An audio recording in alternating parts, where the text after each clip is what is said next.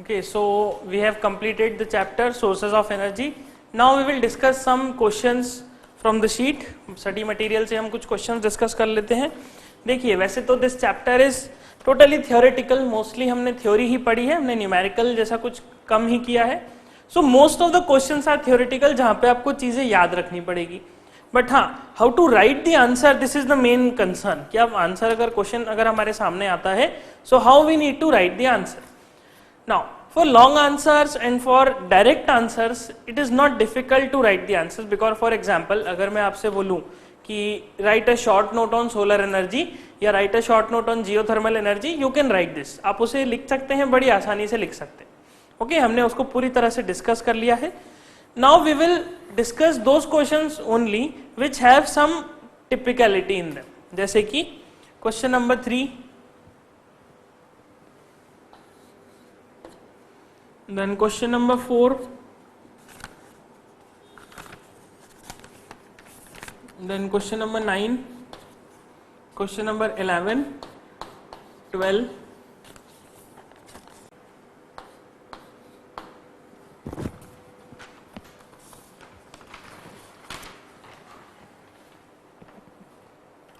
Okay, so now we have completed this chapter, the sources of energy, and we have discussed many kinds of energy and their advantages, limitations, demerits, merits, limitations.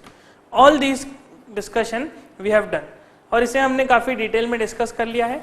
Now we will discuss some of the questions from the practice sheet, from the study material.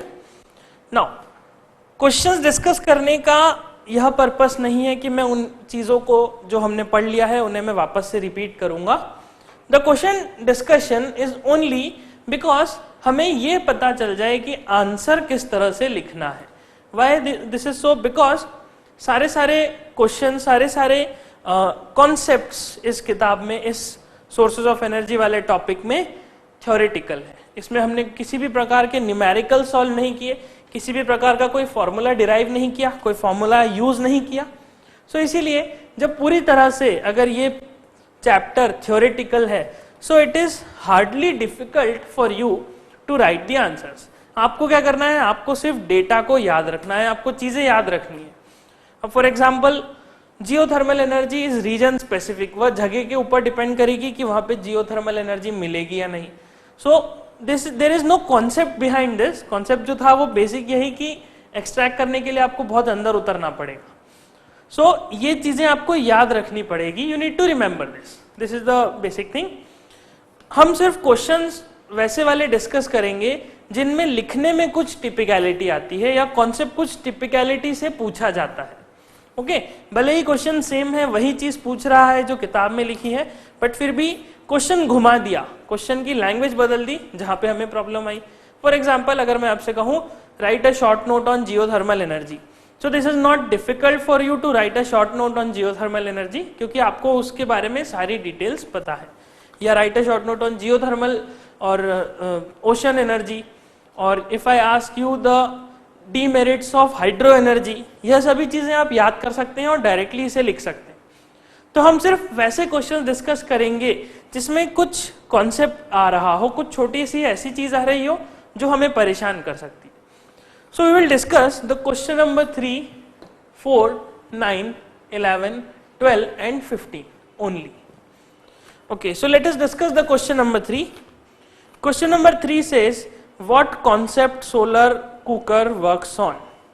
So what he is asking? He is asking on what concept solar cooker works on. किस concept पे solar cooker work करता है? Now, if you try to understand the term concept, he is not asking, ये आपसे नहीं पूछ रहा कि आप सोलर कुकर की वर्किंग को लिख के दें. इस तरह के क्वेश्चन में अगर आप पढ़ेंगे तो एक बार के लिए लगता है कि नहीं, ये शायद सोलर कुकर की वर्किंग पूछ रहा है, तो हमें क्या करना है, हमें वर्किंग लिख देनी है. ऐसा नहीं है. He is not asking you to write the working of a solar cooker. What he is trying to ask is what is the concept behind working of a solar cooker. उस working के पीछे क्या concept है. Concept मतलब idea, simply speaking. So we will discuss the question number 3. Concept term को समझिए. Concept का मतलब होता है आइडिया. कैसा आइडिया? आइडिया मतलब हमने क्या सोचा सोलर कुकर बनाते हुए, हमने सोलर कुकर क्यों बनाया, हमें क्या दिमाग में आया कि नहीं सोलर कुकर जैसा डिवाइस बनाते हैं। तो हमने कॉन्सेप्ट ये लगाया, हमने ये आइडिया सोचा कि सोलर एनर्जी जो आती है, सोलर एनर्जी को आप ट्रैप कर सकते हो। सो what is the concept behind this? That concept is that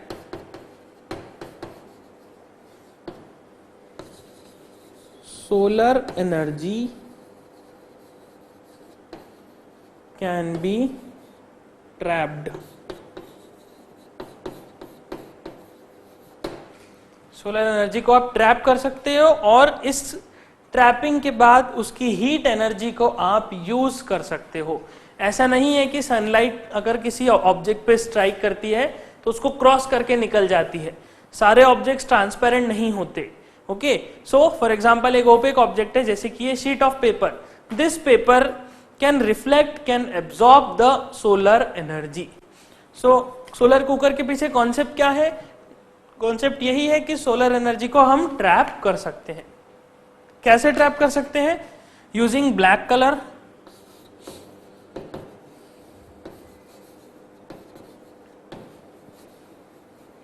black colour use कर लें। हमने ये सीखा था कि जो सोलर कुकर होता है उस सोलर कुकर की इनर लाइनिंग को अगर हम देखें, सो इनर लाइनिंग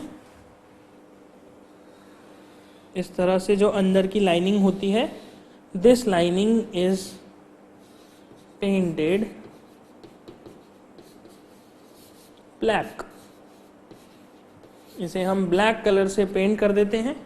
ब्लैक कलर से पेंट करने का reason, because black color is a good absorber, it absorbs the heat, it absorbs the sunlight, जिसकी वजह से वह सोलर कुकर गर्म हो जाता है और उसमें हम अपना फूड इजीली कुक कर सकते हैं।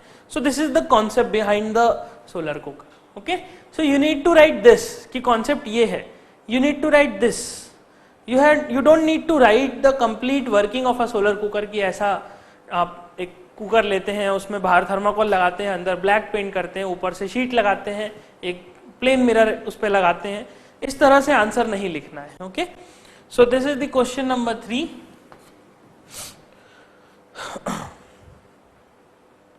Okay, now next question, question number 4। Question number 4 says how can we utilize the ultimate source of energy to the maximum level. Now what he is asking कि अल्टीमेट सोर्स ऑफ एनर्जी को हम maximum possible level तक कैसे use कर सकते हैं। So maximum possible level का मतलब कि सारी एनर्जी उसको पूरी तरह से एक्सट्रैक्ट कर लें। जो भी एनर्जी हमारे पास आ रही है कहां से? अल्टीमेट सोर्स ऑफ एनर्जी से। सवाल ये उठता है what is ultimate source of energy. So we will say ultimate source of energy, solar energy is the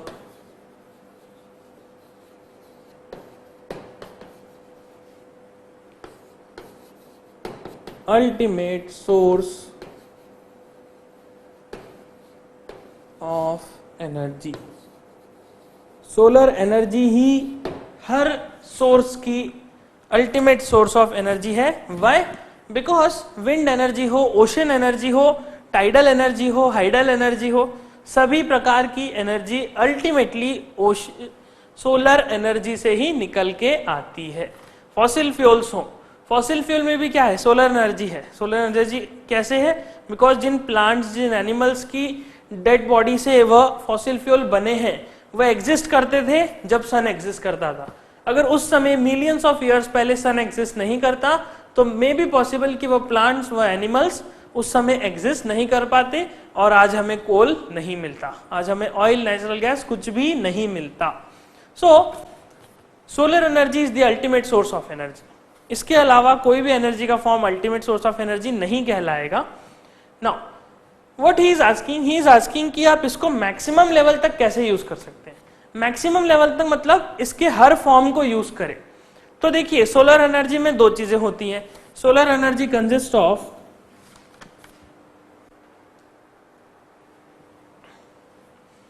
heat energy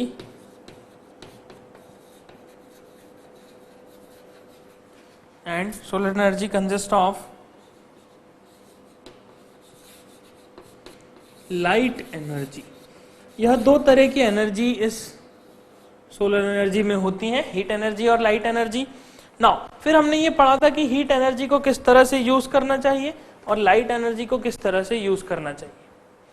we have studied कि हीट एनर्जी को कैसे यूज करेंगे, लाइट एनर्जी को कैसे यूज करेंगे। तो याद कीजिए और ये बताइए कि how to use the heat energy from the sun. Solar energy की हीट फॉर्म को कैसे यूज करें। So to use this heat energy we can use either solar cooker और सोलर हीटर। और when we need to use this light energy we will use solar cell और solar photovoltaic cell।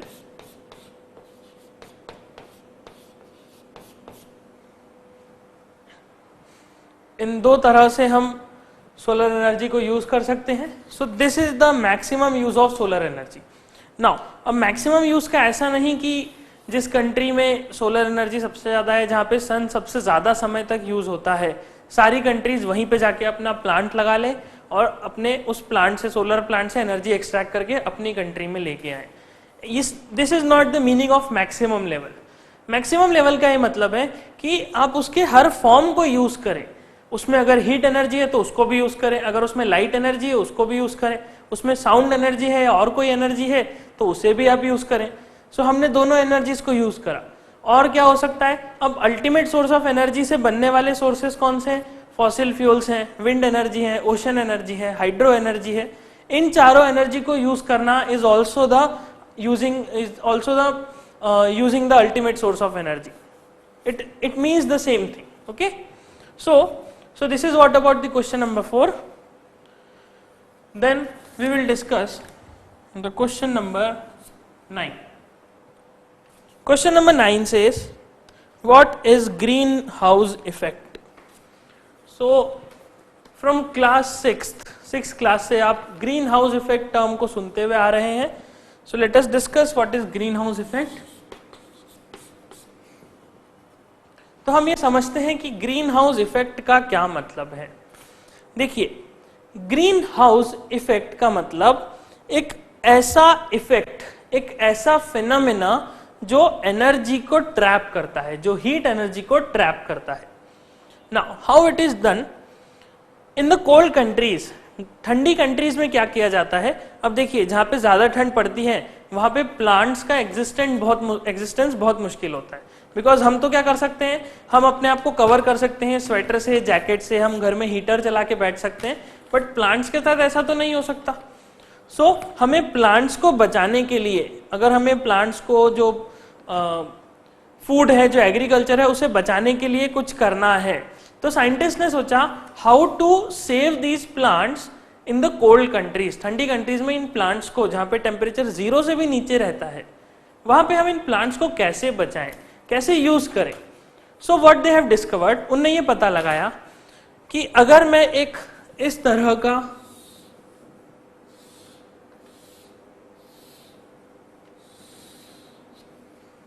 का एक हट बनाऊं, okay, इस तरह का एक हट बनाऊं, इस हट में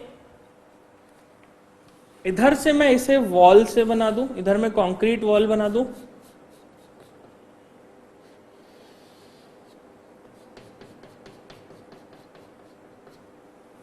और इसके ऊपर कुछ इस तरह से एक ग्लास की छत लगा दूं। This is glass, this is concrete, और it can also be glass या कंक्रीट से ऐसा बना दूं, और इसके अंदर मैं प्लांट्स को रख दूं। इसके अंदर आपने ऐसे प्लांट्स को रख दिया।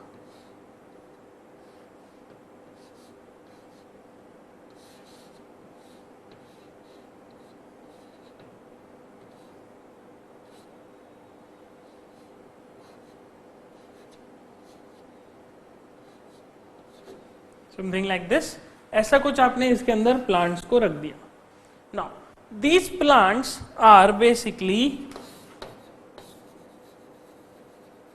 Green plants. हम जिन प्लांट्स की बात कर रहे हैं वह ग्रीन प्लांट्स हैं। Okay, so these green plants are kept in this hut, this house. इस हाउस के अंदर हमने ग्रीन प्लांट्स को रख दिया। और कोल्ड कंट्रीज में क्या होगा, जब मॉर्निंग होगा, जब सुबह सनराइज होगा, सनराइज के टाइम पे क्या होगा, सन रेज इस तरह से फॉल होना शुरू होंगी, हर तरफ से सनरेज आना शुरू हो जाएंगी। ओके, इट डजेंट मीन कि सन यहाँ पे है, सनरेज यहाँ से आ रही है। हम सुबह की बात करें तो सन यहाँ पे था तो सनरेज यहाँ से इस तरह से आ रही है। जब सन मूव करते करते यहाँ पहुंच गया तो सनरेज इस तरह से आ रही है। So okay, so depending on the direction, ऐसा कुछ नहीं है कि मैंने ये डायरेक्शन कंसिडर की तो इसे नहीं कर सकते। आप देखेंगे हमने पूरी छत को ग्लास से बनाया है ऊपर की, तो सनरेज यहाँ से आके भी और यहाँ से आके भी आ सकती है, कोई प्रॉब्लम नहीं है। सो सनराइज के टाइम पे क्या होगा, या जब डे लाइट होगी, जब सनलाइट अवेलेबल होगी, तब क्या होगा, sunlight will strike this glass. Sunlight आके इस ग्लास को इस तरह से स्ट्राइक करेगी, और स्ट्राइक करने से क्या होगा, this glass is transparent, this is a glass sheet. जो विंडो में हम ग्लास यूज करते हैं, हम वैसा वाला ही ग्लास इसमें लगाते हैं। तो जब ये लाइट इस ग्लास को स्ट्राइक करेगी तो इसमें से कुछ पोर्शन ऑफ लाइट अर्थ को इस ग्लास को रिफ्लेक्ट करके ऊपर की तरफ निकल जाएगी, इस ग्लास से टकरा के वापस रिफ्लेक्ट बैक हो जाएगी।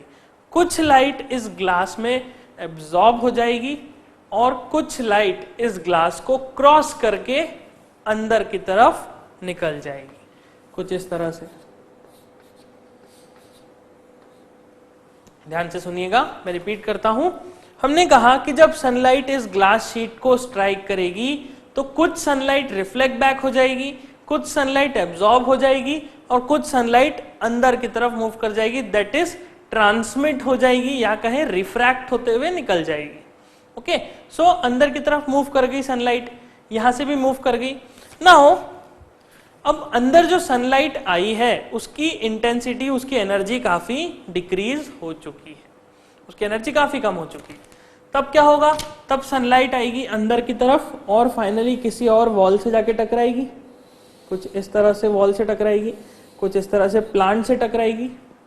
नाउ अभी सनलाइट ने क्या करा, एक जगह टकरा के रिफ्लेक्शन, एब्जॉर्प्शन और ट्रांसमिशन, 3 फिनोमिना हो गए, और फिर वो अंदर आ गई। अंदर आके वापस से कहीं ना कहीं पे स्ट्राइक करेगी और स्ट्राइक करते करते वापस से जाके कुछ इस तरह से, समथिंग लाइक दिस, ये लाइट रे इधर टकराई थी, it is going in this direction and then it is going in this direction, और फाइनली हो सकता है वापस से वह जाके उस छत से टकराए, वापस से उस टेरेस से टकराए जहां पे ग्लास वापस से लगा हुआ है। Now this light has already less intensity, this light has already less energy, इसके पास ऑलरेडी एनर्जी कम है। तब क्या होगा, तब ये लाइट रे जब वापस से इस ग्लास से टकराएगी, सो उसमें से कुछ लाइट रिफ्लेक्ट होगी, कुछ लाइट एब्जॉर्ब होगी और कुछ लाइट ट्रांसमिट हो जाएगी। रिफ्लेक्ट मतलब वापस से अंदर की तरफ ही आ जाएगी, कुछ लाइट इसको क्रॉस करके निकल जाएगी और कुछ लाइट ये एब्जॉर्ब कर लेगा। आपने देखा होगा जो सनलाइट से हमारे घर में विंडोज होती हैं वह गर्म हो जाती है, विंडो का ग्लास गर्म हो जाता है। तो वो गर्म क्यों होता है, बिकॉज सनलाइट को वो एब्जॉर्ब कर लेता है। ओके, सो यहाँ पे भी कुछ इस तरह से फिनोमिना होगा, लेकिन सबसे खास बात, यहाँ से जब लाइट का ट्रांसमिशन होगा, यहाँ से जब लाइट बाहर निकलेगी तो वह लाइट बहुत ही कम हो जाएगी। सनलाइट की एनर्जी ऑलरेडी यहाँ पे कम हो चुकी है और वापस से जब ये इधर टकराएगी तो टकराने के बाद मैक्सिमम लाइट अंदर की तरफ ही रिफ्लेक्ट बैक हो जाएगी। तो हमने क्या देखा, सनलाइट इस तरह से अंदर आई, स्ट्राइक करा, यहाँ स्ट्राइक करा, वापस स्ट्राइक करा और इसके बाद वापस से अंदर ही मूव कर जाएगी, या लाइट बाहर नहीं जा पाएगी। तो इस तरह से क्या हो रहा है, हमने सनलाइट को अंदर ट्रैप कर लिया, अंदर ट्रैप कर लिया, इसको कैद कर लिया। कैद करने से क्या हुआ, इस सनलाइट की हीट एनर्जी की वजह से यह पूरा region, this complete region become hot, become warm, okay, यह गर्म हो गया, ठीक है, यहाँ पे वार्मनेस, वार्म हो गया, हॉटनेस आ गई, और वार्म होने की वजह से दिस प्लांट्स विल सर्वाइव, यह प्लांट तब सर्वाइव कर लेंगे क्योंकि हमने आसपास इसके क्या करा है, इसके चारों तरफ हमने वार्मथ क्रिएट कर दी है, तो वार्म क्रिएट करने से क्या हुआ है, they can survive. So this kind of house जहां पे ग्रीन प्लांट्स का सर्वाइवल किया जाता है, जहां उन्हें सर्वाइव करने के लिए हेल्प की जाती है, ओके, हेल्प की जाती है, मतलब एक ऐसा रूम बना के वहां पे प्लांट्स रख देते हैं, जब सनलाइट आती है तो एनर्जी ट्रैप हो जाती है और वह दिस हाउस, ये हाउस अंदर से गर्म हो जाता है। So this house is known as green house, इसे हम ग्रीन हाउस कहते हैं, और इसके अंदर जो ये गर्मी पैदा करने का, जो लाइट को ट्रैप करने का इफेक्ट है, this effect is known as green house effect.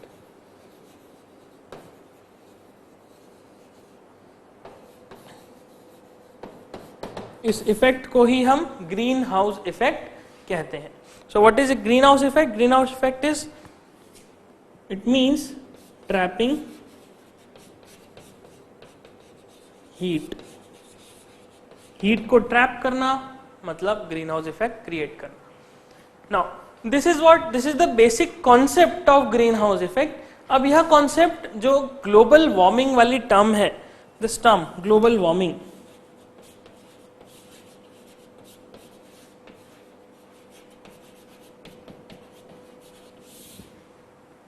global warming is also due to the greenhouse effect। चलिए इसे समझते हैं कि ग्रीन हाउस इफेक्ट किस तरह से होता है, ग्लोबल वार्मिंग किस तरह से हो रही है, ग्लोबल वार्मिंग की होने के पीछे ग्रीन हाउस इफेक्ट किस तरह से काम कर रहा है। सो देखिए, जब सन से लाइट आती है, जब सन से लाइट आके हमारे एटमॉस्फेयर पे स्ट्राइक करती है, तो एटमॉस्फेयर पे स्ट्राइक करने से क्या होता है, कुछ लाइट रिफ्लेक्ट हो जाती है, कुछ लाइट एटमॉस्फेयर में एब्जॉर्ब हो जाती है, और कुछ लाइट एटमॉस्फेयर को क्रॉस करके अंदर की तरफ आ जाती है और फाइनली अर्थ की सरफेस पे स्ट्राइक करती है। जब यह लाइट अर्थ की सरफेस पे स्ट्राइक करती है तो अगेन कुछ लाइट एब्जॉर्ब हो जाती है, कुछ लाइट रिफ्लेक्ट हो जाती है, कुछ लाइट ट्रांसमिट होती है। ट्रांसमिट मतलब उसको क्रॉस करके निकलना। अब देखिए, अर्थ की सरफेस क्या है, वह एक ओपेक ऑब्जेक्ट है। ओपेक ऑब्जेक्ट मतलब जिसको लाइट क्रॉस नहीं कर सके उसे हम ओपेक ऑब्जेक्ट कहते हैं। तो अब सनलाइट अर्थ की सरफेस को क्रॉस नहीं कर पा रही, तो क्या होगा, या तो वह लाइट एब्जॉर्ब हो जाएगी या फिर वह लाइट रिफ्लेक्ट बैक हो जाएगी। ऐसी सनलाइट आई, टकराई और रिफ्लेक्ट बैक होके वापस से स्पेस की तरफ जाएगी और एटमॉस्फेयर पे वापस से स्ट्राइक करेगी। लेकिन अब क्या है, हमने यहाँ पे देखा सनलाइट अंदर आ गई, अंदर आने के बाद जब वापस से ग्लास को स्ट्राइक करेगी तो उसकी इतनी शक्ति नहीं है, इतनी हिम्मत नहीं है उसमें कि वो बाहर निकल जाए। तो सेम फिनोमेना यहाँ पे होता है। क्या हुआ, सनलाइट टकराई सरफेस पे, वापस मूव करी, ऊपर जाते जाते वह एटमॉस्फेयर को क्रॉस नहीं कर पाएगी, वह एटमॉस्फेयर के अंदर ही ट्रैप हो जाएगी। तो अर्थ के एटमॉस्फेयर के अंदर जो रीजन है, जो अर्थ की सरफेस है, सरफेस की चारों तरफ एटमॉस्फेयर है, उस एटमॉस्फेयर के जो रीजन है, उस रीजन में पूरी तरह से वह सनलाइट ट्रैप हो जाएगी।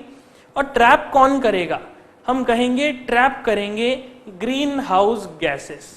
ऐसी गैसेस जो हीट को अपने अंदर स्टोर करके रख सकती हैं, उन्हें कहते हैं ग्रीन हाउस गैसेस। जैसे कि carbon dioxide, carbon dioxide heat energy को ट्रैप कर लेगी और उस ट्रैपिंग की वजह से अर्थ के ऊपर लिविंग पॉसिबल है। उस ट्रैपिंग, उस हीट की ट्रैपिंग की वजह से ही अर्थ पे सरफेस है, एटमॉस्फेयर की वजह से ही अर्थ पे सिविलाइजेशन अवेलेबल है। जो हम इस वक्त लाइव हैं, अर्थ पे जो लाइफ एग्जिस्ट कर रही है, it is due to this trapping. So पूरी अर्थ के चारों तरफ यह ग्रीन हाउस इफेक्ट क्रिएट होता है, इसकी वजह से हम सरवाइव कर पाते हैं। अब सोचिए, अगर ये जो हीट ट्रैप हो रही है, सन की हीट जो ट्रैपिंग हो रही है, यह ट्रैपिंग ज्यादा होने लग जाए, यह ट्रैपिंग धीरे धीरे बढ़ने लग जाए, क्योंकि मैं day by day fossil fuel burn कर रहा हूँ, मैं day by day energy, electricity बनाने के लिए फॉसिल फ्यूल्स को बर्न कर रहा हूँ, दूसरी चीजों को बर्न कर रहा हूँ। बर्न करने से क्या हो रहा है, ज्यादा कार्बन डाइऑक्साइड रिलीज हो रही है एटमॉस्फेयर में, और वह ज्यादा हीट को ट्रैप कर रही है।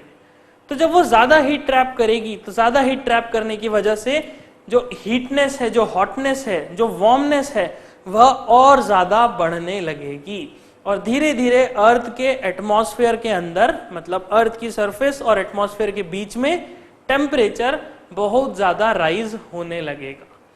जब यह टेम्परेचर बहुत ज्यादा राइज होने लगेगा तब धीरे धीरे ग्लोबल वार्मिंग वाली प्रॉब्लम क्रिएट होने लगेगी। अर्थ की एटमॉस्फेयर में गर्मी ज्यादा पड़ने लगेगी, समर सीजन ज्यादा हॉट हो जाएंगे, विंटर सीजन कम कोल्ड हो जाएंगे और रेनी सीजन में बारिश ज्यादा होगी। बारिश ज्यादा होगी तो उससे क्या होगा, वाटर की साइकिल बिगड़ जाएगी, ज्यादा पानी फ्लो करेगा नदियों में, ज्यादा पानी अगर नदी में फ्लो करेगा सो इट में क्रिएट फ्लड, फ्लड क्रिएट होगा तो सिविलाइजेशन इफेक्ट होगी, सर्वाइवल डिफिकल्ट हो जाएगा। अगर पूरी पूरी बर्फ जो इस वक्त अंटार्कटिक में या नॉर्थ पोल पे या हिमालय पे जो अभी डिपॉजिट है which is in freeze form, जो कि सॉलिड फॉर्म में है, अगर वो पूरी पूरी बर्फ पिघल जाए so it may create flood और फ्लड आने से सिविलाइजेशन खत्म हो सकती है। सो इस तरह से ग्रीन हाउस इफेक्ट क्रिएट होता है पूरे एटमॉस्फेयर में, जिसकी वजह से लिविंग पॉसिबल है। देखिए ग्रीन हाउस इफेक्ट जो है, ग्रीन हाउस इफेक्ट कोई निगेटिव चीज नहीं है, it is not something which is against the civilization. आप एग्जिस्ट ग्रीन हाउस इफेक्ट की वजह से ही कर रहे हैं, लेकिन हम कहते हैं कि हर चीज एक्सेस में बुरी होती है। अगर आप एक्सेस में पढ़ाई कर रहे हैं तो वो भी बुरा है, अगर आप एक्सेस में खेल रहे हैं तो वो भी बुरा है, अगर आप एक्सेस में टीवी देख रहे हैं, वीडियो गेम खेल रहे हैं तो वो भी बुरी है। लेकिन हाँ, एक लिमिट तक अगर चीज की जाए तो इट इज गुड। तो that's why green house effect एक लिमिट तक बहुत अच्छा है, लेकिन एक लिमिट के बाद बिल्कुल ही खराब हो जाता है। So that is creating the phenomena of global warming. Okay, so this is the question number 9, इसे नोट कर लीजिए।